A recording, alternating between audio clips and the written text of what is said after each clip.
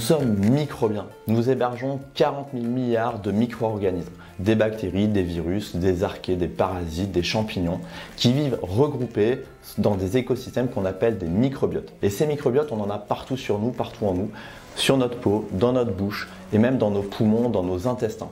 Et c'est justement dans nos intestins qu'on héberge le plus grand nombre de ces micro-organismes. Et ce microbiote intestinal, notre flore intestinale, joue un rôle majeur dans notre santé. Nos bactéries intestinales remplissent en permanence des fonctions essentielles à notre organisme humain. Elles nous aident à digérer les fibres alimentaires, elles nous protègent des mauvaises bactéries, elles communiquent en permanence avec notre cerveau via la sécrétion de neurotransmetteurs, des messagers chimiques. Elles communiquent également avec notre système immunitaire, nous aident à réguler du coup l'immunité. Et également, elle régule notre métabolisme énergétique et donc notre poids.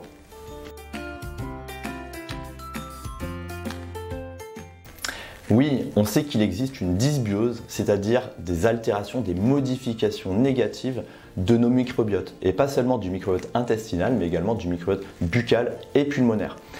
Alors ces altérations seraient dues aux composés toxiques de la fumée.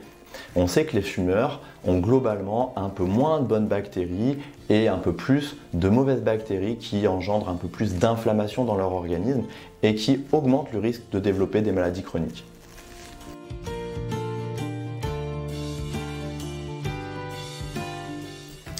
Oui, en effet, le sevrage en tabac entraîne bien souvent une constipation passagère et une prise de poids. Alors qui n'est pas forcément chez tout le monde, mais c'est possible.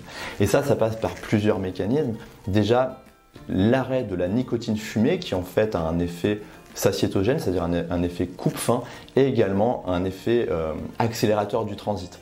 Et également, il y a des mécanismes de compensation comme le grignotage, du fait de l'anxiété ou pour compenser le fait de fumer, va favoriser ces effets négatifs à la fois sur le transit et également sur la prise de poids.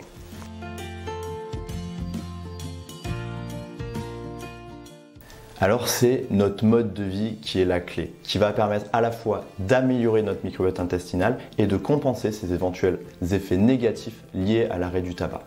La première chose, le premier levier, c'est l'alimentation. Avoir une alimentation variée, saine, naturelle, riche en fibres. Globalement, le régime méditerranéen. Éviter tous les aliments industriels, ultra transformés, riches en sucre.